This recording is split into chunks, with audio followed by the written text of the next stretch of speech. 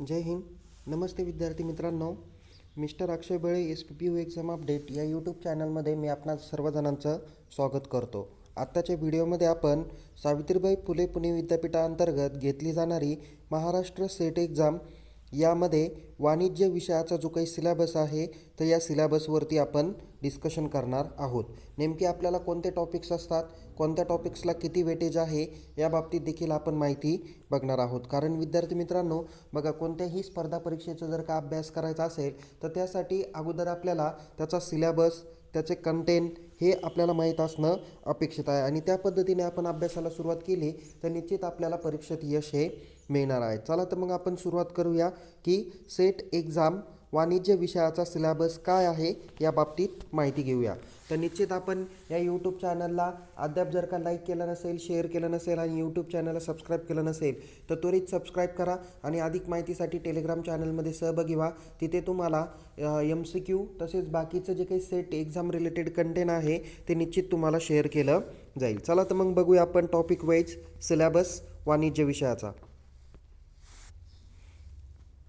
विद्यार्थी मित्रांनो, सेट एक्झाममध्ये जो काही सिलेबस आहे तर वाणिज्य विषयामध्ये टोटल 10 चॅप्टर तुम्हाला अभ्यासासाठी दिलेले आहे आणि प्रत्येक चॅप्टर्सवर किमान 10 मार्कासाठी प्रश्न असतो. म्हणजे एकूण प्रश्नांची जी काही संख्या असते तर 10 असते आणि एकूण मार्क जे काही असतात ते 20 मार्क असतात. यामध्ये टॉपिक नंबर 1 जो काही दिलेला आहे तो आहे बिझनेस इन्व्हायरमेंट आणि इंटरनॅशनल बिझनेस. त्यानंतर टॉपिक नंबर 2 आहे accounting and auditing. Chapter number 3 आहे बिझनेस इकॉनॉमिक्स. तर चॅप्टर नंबर 4 आहे बिझनेस फायनान्स. टॉपिक नंबर किंवा चॅप्टर नंबर 5 आहे business statistics and research methods. Than chapter number 6 आहे business management and human resource management. त्यानंतर chapter number 7 आहे banking and financial institution. Than chapter number 8 आहे marketing management. तर chapter number 9 आहे legal aspects of business आणि chapter number 10 आहे income tax and corporate tax planning. बघा, हे total 10 content दिलेले आहे. मी तर म्हणेल जे विद्यार्थी सेट एक्झामचं प्रिपरेशन करत आहे तर अशा विद्यार्थ्यांनी 11वी ते PG पर्यंतचं जेवढे काही विषय आहे तर तेवढे एकदा जर का हाताखालून घातले तर निश्चित तुम्ही सेट एक्झाममध्ये पहिल्याच प्रयत्नात उत्तीर्ण होऊ शकता. यामध्ये 11वीला असणारा बुक किपिंग आणि अकाउंटन्सीपासून तर MCOMला असणारा मॅनेजमेंट अकाउंटिंगपर्यंत किंवा फायनान्शियल स्टेटमेंट अनालिसिसपर्यंत जर का तुम्ही अभ्यास केला तर निश्चित तुम्हाला कोणत्याही प्रकारच्या कन्सेप्ट्स या समजल्याशिवाय राहणार नाही. तर सगळ्या कन्सेप्टची तयारी तुमच्या या बेसिक पुस्तकातून होणार आहे आणि मार्केटमध्ये सेट एक्झामच्या रिलेटेड उपकार पब्लिकेशन आहे किंवा अन्य काही पब्लिकेशन्स आहे तर त्या पब्लिकेशनची बुक्स तुम्हाला निश्चित अभ्यास करण्यासाठी कारणीभूत ठरू शकतात. तर आपण चॅप्टर वाईज काही कंटेंट बघण्याचा प्रयत्न करूया ज्यामधून आपल्याला समजून येईल की नेमकी या चॅप्टरमध्ये कोणत्या भागाला जास्त वेटेज देणं अपेक्षित आहे. त्यामध्ये चॅप्टर नंबर 1 आहे ज्याचं नाव आहे business environment and international business. यामध्ये कोणत्या चॅप्टरवर प्रश्न विचारले जातात तर बघा concepts and elements of business environment. यामध्ये बिझनेस इन्व्हायरमेंटची कन्सेप्ट्स काय आहे आणि त्याचे इलिमेंट्स कोणते आहे हा भाग तुम्ही पॉईंट वाजा करून ठेवा. Than economic environment, economic system, economic policies, त्याच्यामध्ये मॉनिटरी आणि फिस्कल पॉलिसी यामध्ये कोणकोणते कंटेंट येतात ते तुम्हाला अभ्यासायचे आहेत. यामध्ये MCQ प्रश्न हे निश्चित विचारले जातात.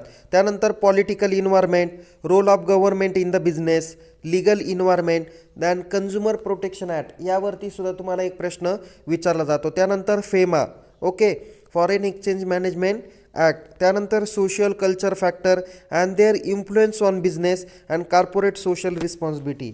CSR बाबतीत पण खूप वेळेस प्रश्न परीक्षेत विचारलेले आहे आणि FEMA नंतर सोशल कल्चर फॅक्टर हे जे काय आहे यावरती सुद्धा प्रश्न MCQ विचारले जातात. त्यानंतर scopes and importance of international business हा पण एक पॉईंट वजा तुम्ही काय करा, सगळे पॉईंट्स या प्रत्येक पॉईंटचे जर काढून ठेवले त्याचा जर का एक सराव जर का केला तर निश्चित तुम्हाला त्याचा फायदा होईल. Then globalization and its drivers, then modes of entry into international business हा एक भाग तुम्ही व्यवस्थित करून ठेवा.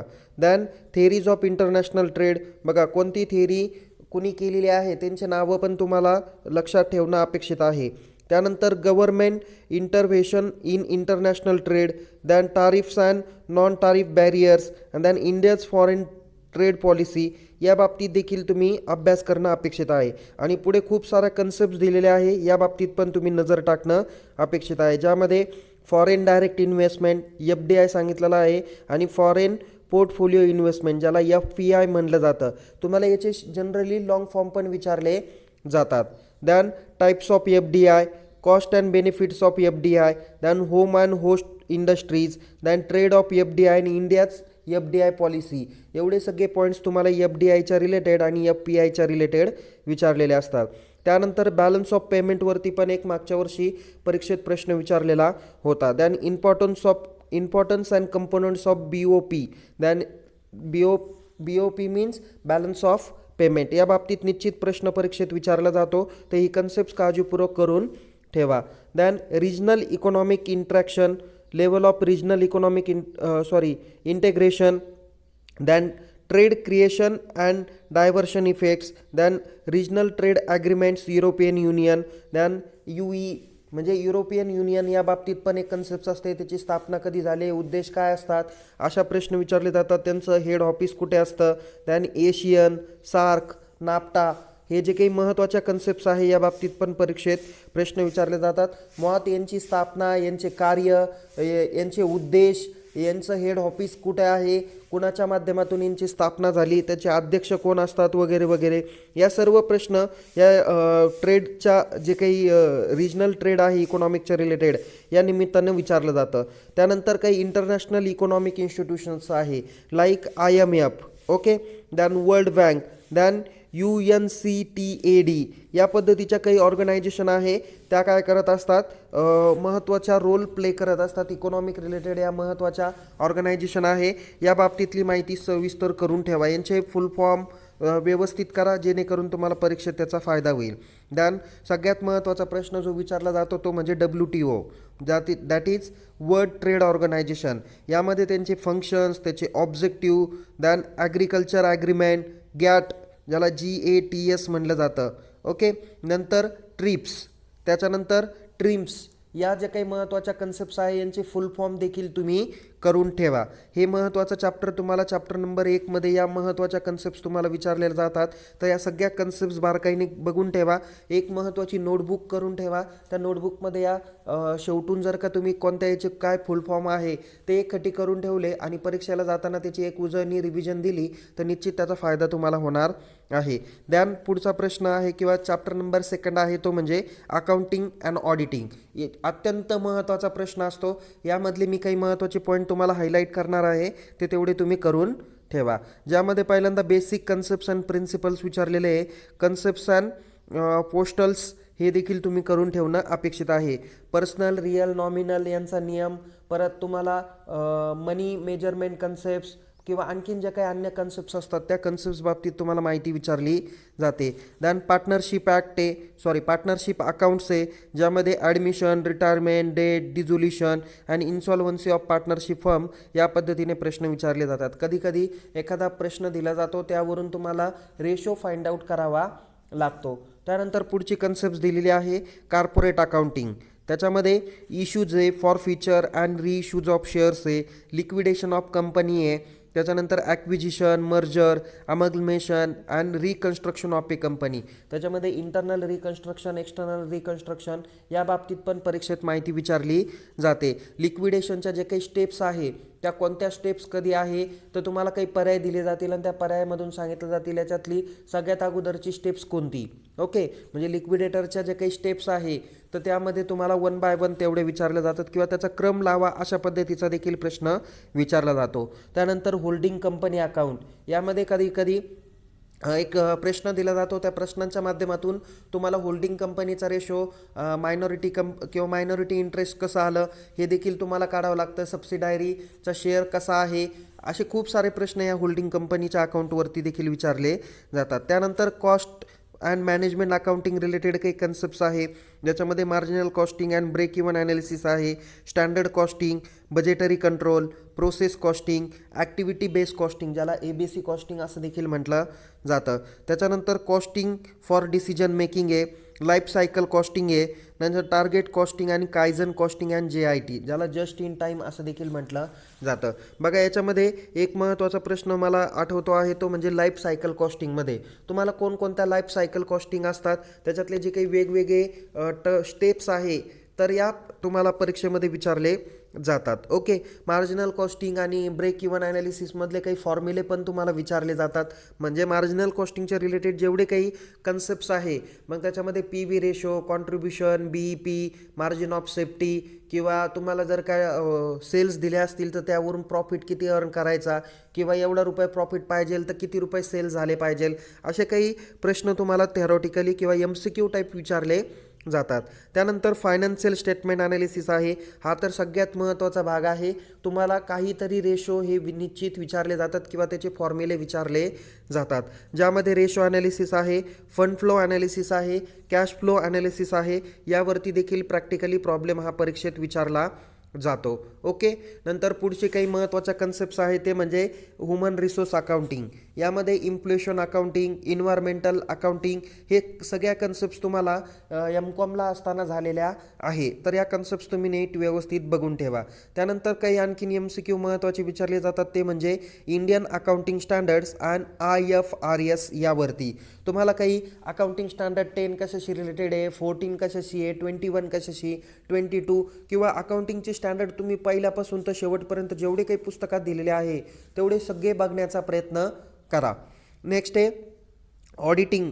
त्याच्यामध्ये independent financial audit, vouching, verification and valuation of assets and liabilities, than audit of financial statement and audit report, cost audit, ह्या सगळ्या कन्सेप्ट तुमच्या ऑडिटिंग रिलेटेड आहे, त्या देखील तुम्ही करून ठेवणं अपेक्षित आहे. यासाठी तुम्ही TYBCOMचं ऑडिटचं पुस्तक जरी रेफर केलं तरीसुद्धा तुम्हाला सफिशियंट इन्फॉर्मेशन त्या माध्यमातून भेटून जाईल.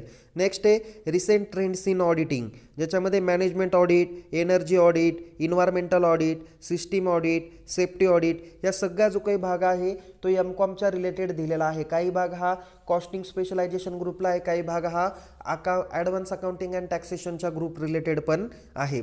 सो हे चॅप्टर नंबर 2 आहे. यामध्ये फॉर्म्युले पाठ करून ठेवा, त्याच्यानंतर अकाउंटिंग स्टँडर्ड्स पाठ करून ठेवा. निश्चित तुम्हाला परीक्षेत प्रश्न विचारले जातात. चॅप्टर नंबर 3 आहे बिझनेस इकॉनॉमिक. मी म्हणेल की बिझनेस इकॉनॉमिक्सचा स्टडी करण्यासाठी तुम्ही 11वी 12वी FY SY TYBCOM आणि MCOMच्या रिलेटेड जेवढे इकॉनॉमिक रिलेटेड सब्जेक्ट्स आहे तेवढ्या सगळ्या सब्जेक्टचा वाचन जर का केलं तर निश्चित तुम्ही यामध्ये perfect होताल.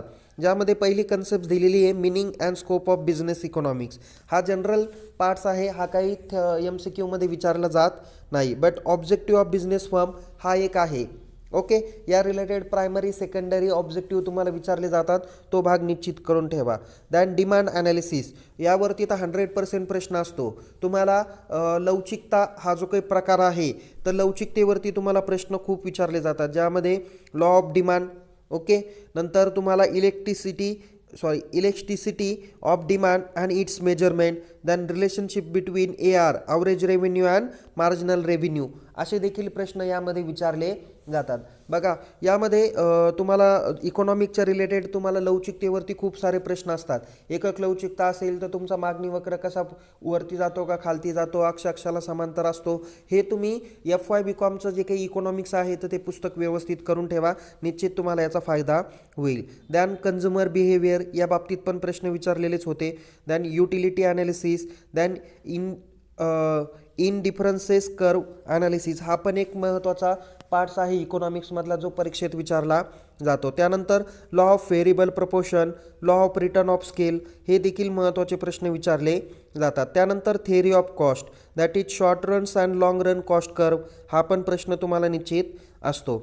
Than price determination under different market firms, याच्यामध्ये perfect competition, monopolistic competition, oligopoly price relation, leadership model, then monopoly, price discrimination et cetera. बघा हे काही वस्तूच्या किंमत निश्चितीच्या जे काही पद्धती आहे किंवा जे काही विविध वस्तूची किंमत निश्चित करण्याच्या काही महत्त्वाचे बाजारावरून काही प्रकार पडले जातात. काही ज्याला आपण बाजाराचे प्रकार हा फर्स्ट इयरला इकॉनॉमिक्समध्ये सेकंड सेमिस्टरला दिलेला सिलेबस आहे, ज्यामध्ये पूर्ण स्पर्धा, अपूर्ण स्पर्धा, मक्तेदारी किंवा ज्याला आपण काय म्हणतो मोनोपॉली या किंवा एकल व्यापारी सुद्धा काही ठिकाणी बाजार असतात. ओके, म्हणजे अशा पद्धतीचे जे काही प्रश्न असतात या स्पर्धेच्या वरती, तर त्यामध्ये किंमत निश्चिती कशी होते यावरून परीक्षेत प्रश्न विचारला जातो. त्यानंतर pricing strategy, price skimming, then price penetration and peak load pricing या नवीन कन्सेप्ट तुम्हाला या इकॉनॉमिक्समध्ये दिलेल्या आहे, ज्या तुम्हाला पुस्तकातून या कव्हर करता येण्यासारख्या आहे. सो एवढ्या बाबतीत तुम्हाला परीक्षेत प्रश्न विचारला जातो. त्यानंतर पुढचा महत्त्वाचा चॅप्टर आहे तो म्हणजे बिझनेस फायनान्स. यासाठी विद्यार्थी मित्रांनो एम.कॉम रिलेटेड सेमिस्टर 3मध्ये तुम्हाला बिझनेस फायनान्सचा सब्जेक्ट आहे. तो सब्जेक्ट तुम्ही जर का व्यवस्थित वाचून ठेवला तर निश्चित तुम्हाला यामधून माहिती भेटेल. ज्यामध्ये पहिलं सांगितलं आहे scope and sources of finance, त्याच्यानंतर लीज फायनान्सिंग, हे दोन महत्त्वाचे पार्ट्स तुम्हाला विचारले जातात. त्यानंतर cost of capital and time value of money, यावरती पण MCQ प्रश्न हे परीक्षेत विचारले जातात. त्यानंतर कॅपिटल स्ट्रक्चर, हे पण एक महत्त्वाचा भाग आहे. तुम्ही कॅपिटल स्ट्रक्चर कसं आहे, प्रायमरी मार्केट कोणतं, सेकंडरी मार्केट कोणतं, त्यामध्ये कोणकोणते स्ट्रक्चर येतात, हे पण भाग तुम्ही व्यवस्थित करून ठेवायला हवा. त्यानंतर कॅपिटल बजेटिंग डिसिजन, म्हणजे conventional and scientific techniques of capital budgeting analysis, than working capital management, dividend decision, theories and policies. याला वर्किंग कॅपिटल मॅनेजमेंटवरती पण खूप सारे प्रश्न विचारले जातात, हा भाग निश्चित करून ठेवा. Then risk and return analysis, then asset securitisation, हा एक भाग अत्यंत महत्त्वाचा आहे जो नव्याने ॲड पण आहे. त्याच्यातल्या काही गोष्टी तुम्हाला या M.कॉमच्या बुक्समध्ये भेटणार नाही, पण सेटच्या पुस्तकात निश्चित भेटू शकतात. दॅन इंटरनॅशनल मॉनिटरी सिस्टीम, हा तर भाग अत्यंत महत्त्वाचा आहे जो नेहमी परीक्षेत विचारला जातो. त्यानंतर foreign exchange market, exchange rate risk and hedging techniques, हा पण MCQसाठी त्याच्यामध्ये एखादे 2 प्रश्न विचारले जातात. आणि हे जे काही आता मी तुम्ही GDRS आणि ADRS हे मी तुम्हाला सांगितलेले आहे, या बाबतीत पण परीक्षेत प्रश्न असतात. हे काय आहे, इंटरनॅशनल फायनान्शियल मार्केट आणि इन्स्ट्रुमेंट्स आहे. दॅन युरो करन्सी आहे. GDRS आणि ADRS याचे फुल फॉर्म तुम्ही एका नोटबुकवर लिहून ठेवा, ते परीक्षेत विचारले जातात. Than international arbitrage, that is multinational capital budgeting, हा एक भाग व्यवस्थित करून ठेवा. ओके, सो आपण चॅप्टर नंबर 5कडे जाऊया. चॅप्टर नंबर 5मध्ये सुद्धा काही प्रश्न विचारले जातात, ज्याकडे विद्यार्थी बहुतेक इग्नोर करतात आणि यावरती 100% एक किमान 10 प्रश्न तरी विचारले जातात. त्यामध्ये मेजर्स ऑफ सेंट्रल टेंडन्सी हा एक प्रश्न असतो. त्याच्यामध्ये मीन, मोडियन, मोड वगैरे असे पण काही प्रश्न या चॅप्टर रिलेटेड विचारले जातात. Then measures of dispersion, then measures of sequence, then correlation and regression of 2 variables, यावरती तुम्हाला फॉर्म्युले यूज करून प्रश्नांची उत्तरं लिहायचे असतात. Then probability, then approaches to probability, Bayes theorems, then probability distribution, that is binomial, Poisson and normal distribution, हे पण प्रश्न परीक्षेत जास्त करून विचारले जातात. रिसर्चच्या रिलेटेड तुम्हाला रिसर्च विचारला जातो, त्याची कन्सेप्ट्स अँड टाईप्स विचारले जातात. रिसर्च डिझाईन, त्याचे गुड थीम कशी असते किंवा गुड रिसर्च डिझाईनचे काही कॅरेक्टरिस्टिक्स कोणकोणते आहे, हा देखील प्रश्न विचारला जातो. त्यानंतर डेटा ॲनालिसिस, त्याच्यामध्ये कलेक्शनच्या कोणकोणत्या मेथड आहे, कोणती मेथड कशाशी रिलेटेड आहे. दॅन क्लासिफिकेशन ऑफ डेटा, तो पण कशा पद्धतीने क्लासिफाय केला जातो, त्याच्या कोणकोणत्या स्टेप्स आहेत त्या पण विचारल्या जातात. पुढे आहे सॅम्पलिंग अँड इस्टिमेशन. बघा, सॅम्पलिंगच्या रिलेटेड तुम्हाला 2 महत्त्वाच्या मेथड आहे, एक प्रोबॅबिलिटी सॅम्पलिंग आणि दुसरं आहे नॉन प्रोबॅबिलिटी सॅम्पलिंग मेथड.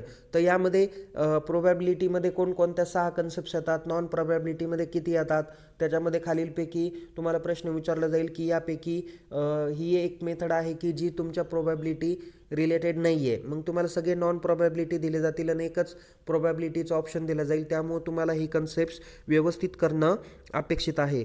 पुढे दिलेलं आहे कॉन्सेप्ट्स आहे, मेथड्स ऑफ सॅम्पलिंग आहे. बघा, इथे सांगितलेलंच आहे probability and non probability methods, than sampling distribution, central limit theorem, than standard error, statistical estimation, हे पण प्रश्न असतात. त्यानंतर हायपोथेसिस टेस्टिंग रिलेटेड पण प्रश्न निश्चित असतात, ज्यामध्ये Z test, T test, ANOVA, chi square test, then Mann Whitney test, ज्यात U test, then Kruskal, then Wallis test, ज्याला आपण एच टेस्ट असं म्हणतो, आणि रँक कोरिलेशन टेस्ट, या पद्धतीचे प्रश्न हे विचारले जातात. त्यानंतर रिपोर्ट रायटिंग हा एक महत्त्वाचा प्रश्न तुम्हाला परीक्षेत विचारला जातो.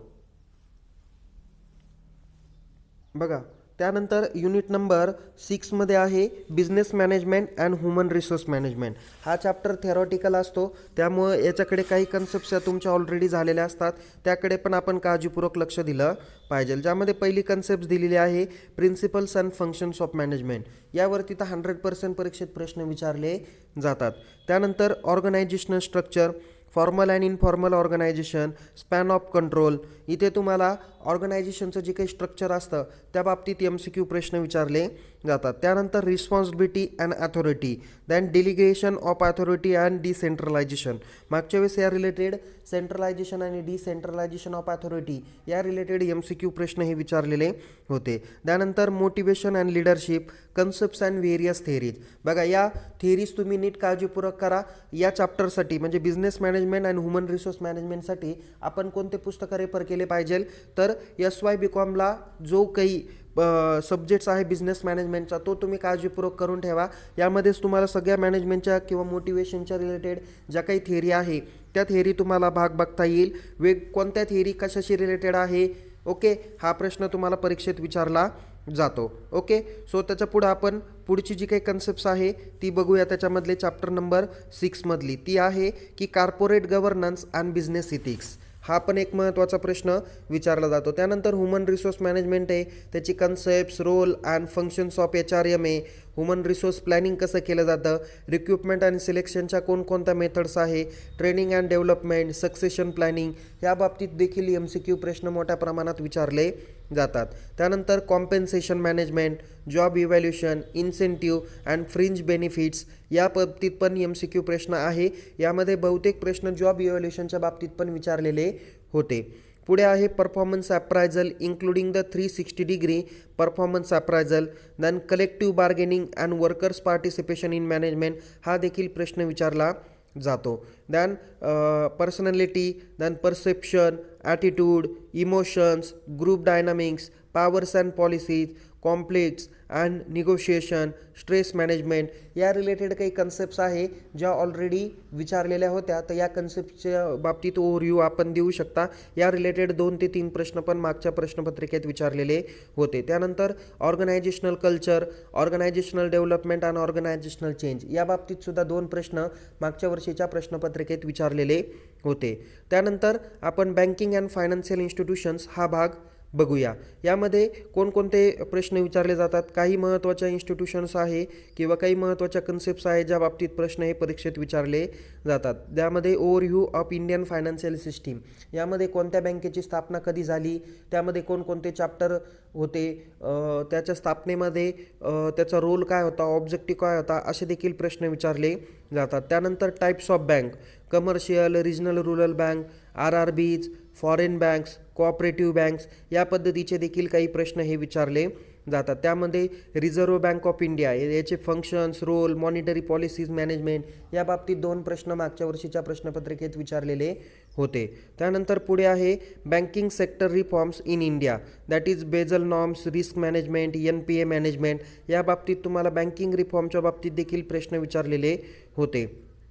Financial market, money market, capital market, government securities market यामध्ये कोणती कन्सेप्ट्स कशाशी रिलेटेड आहे, फायनान्शियल मार्केट रिलेटेड इन्स्ट्रुमेंट्स कोणकोणते आहे हे देखील विचारले जातात. पुढे फायनान्शियल इन्स्टिट्यूशन्स आहे, that is development financial institution, DFIS असं म्हणलं जातं. Than non banking financial companies, NBFCS, mutual funds, pension funds या बाबतीत पण परीक्षेत प्रश्न विचारले जातात. यांचे फुल फॉर्म व्यवस्थित करून ठेवा. फायनान्शियल रेग्युलेटरीज ऑफ इंडिया हे देखील तुम्ही प्रश्न व्यवस्थित करा. Then financial sector reforms including the financial inclusion, then denominations of banking and other financial services, internet banking, mobile banking, digital payment statement system या बाबतीत देखील प्रश्न आत्ताच्या परीक्षेत विचारलेले होते. त्यामुळं याचे काय ॲडव्हान्टेजेस, डिसॲडव्हान्टेजेस असतात ते पण व्यवस्थित करा. मोबाईल बँकिंग, इंटरनेट बँकिंग या बाबतीतल्या कन्सेप्ट्स या काळजीपूर्वक करून ठेवा. पुढे आहे इन्शुरन्स, टाईप्स ऑफ इन्शुरन्स, त्याच्यामध्ये life and non life insurance, risk classification and management, factors limiting of insurance of liability and reinsurance, regulatory framework insurance, IRDA and its role या बाबतीत पण मागच्या वेळेस प्रश्न होते. शॉर्ट फॉर्ममध्ये तुम्हाला प्रश्न विचारला होता की मागच्या वेळेस त्यांची स्थापना कधी झाली होती, असा प्रश्न तुम्हाला परीक्षेत विचारलेला होता. ओके, सो या पद्धतीने 7 चॅप्टर झालेले आहे. आता पुढच्या आपण 8 नंबर मार्केटिंग मॅनेजमेंट चॅप्टरकडे नजर टाकूया.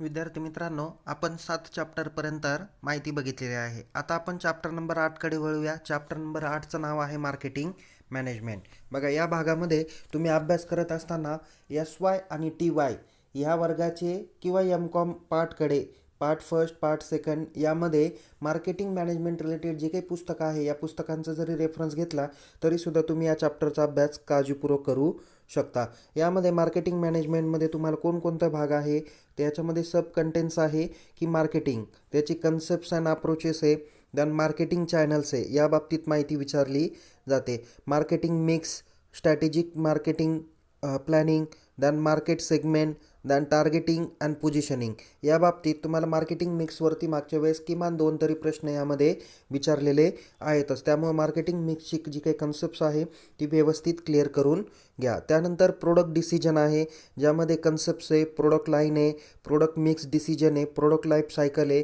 न्यू प्रोडक्ट डेव्हलपमेंट या बाबतीत सुद्धा काही पॉईंट्स दिलेले आहेत. त्यामध्ये प्रोडक्ट लाईफ सायकलमधल्या काही तुमच्या स्टेप्स किंवा स्टेजेस जे काय आहे त्या विचारल्या जातात.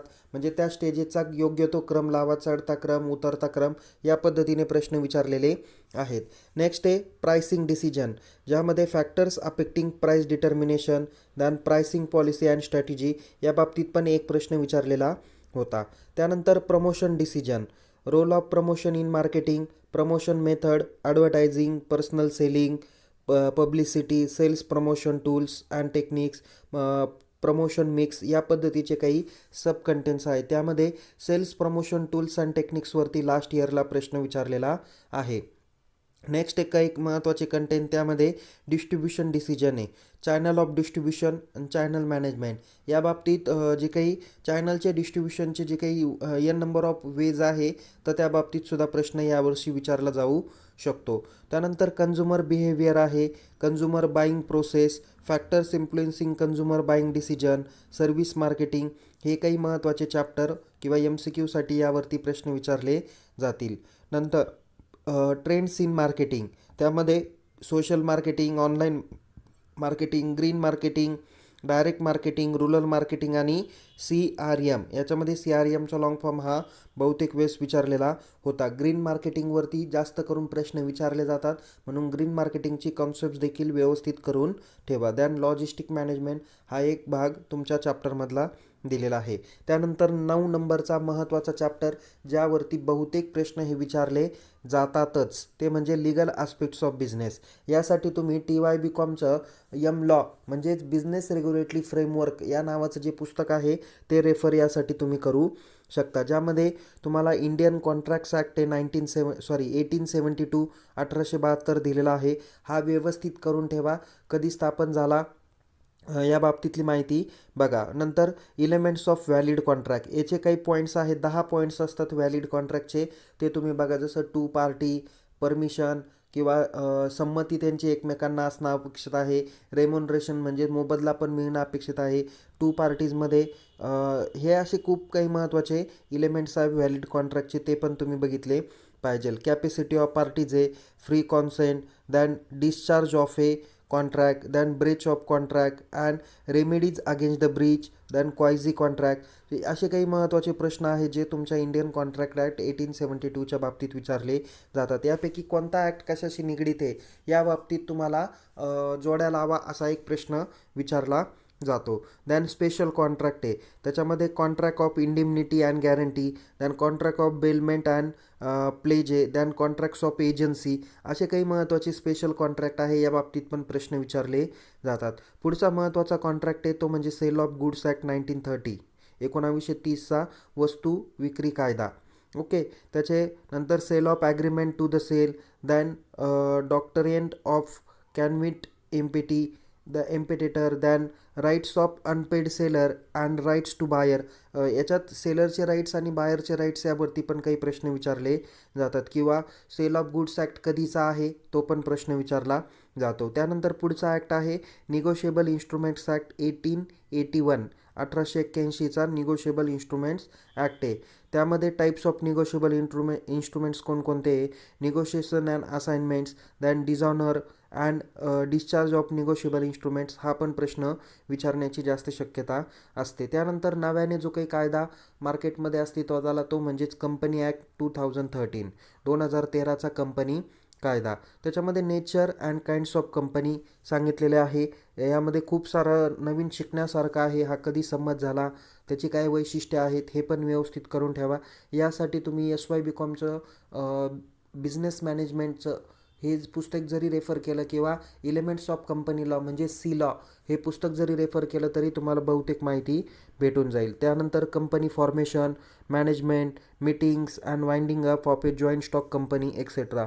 यामध्ये कोणती मीटिंग कधी घेतली जाते, पूर्वसूचना किती दिवसांनी दिली जाते, असे काही MCQ प्रश्न विचारले जाण्याची शक्यता आहे. त्यानंतर एक नव्याने कन्सेप्ट तुम्हाला दिलेली आहे 2013च्या कंपनी कायद्यामध्ये, ती म्हणजे LLP, that is limited liability of partnership. Okay. Than structure and procedure of formation of LLP in India, हा एक प्रश्न एक महत्त्वाचा असतो, तो तुम्ही करून ठेवणं अपेक्षित आहे. पुढे आहे द कॉम्पिटिशन ॲक्ट 2002, त्याचे ऑब्जेक्टिव्ह आणि मेन प्रोव्हिजन तुम्हाला परीक्षेमध्ये विचारले जातात. हा एक पार्ट्स दिलेला आहे. काही नव्याने काही महत्त्वाच्या कन्सेप्ट तुम्हाला दाखवलेल्या आहे. त्यामध्ये द इन्फॉर्मेशन टेक्नॉलॉजी ॲक्ट 2000. बघा, या चॅप्टरमध्ये तुम्हाला खूप सारे ॲक्ट आहे. त्या बाबतीत तुम्हाला काही MCQ विचारले जाण्याची शक्यता आहे. त्यामध्ये जनरली तुम्हाला काय केले जातात, मॅच दी पेअरसारखे प्रश्न या चॅप्टरवरती विचारले जातात.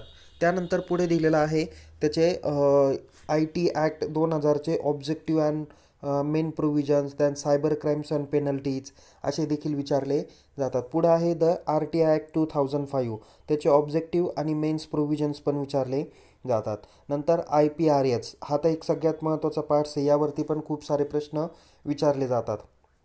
IPR म्हणजेच इंटेलेक्च्युअल प्रॉपर्टी राईट्स. यामध्ये patent, trademark, copyrights, then emerging issues in intellectual property rights, then आत्ताचा नवीन एक ॲक्ट आलेला होता 2017 नंतर, तो म्हणजे GSTचे ऑब्जेक्टिव्ह, प्रोव्हिजन्स, काही benefits of GST, implementation and mechanism of GST, working of dual GST, असे काही प्रश्न विचारले जातात.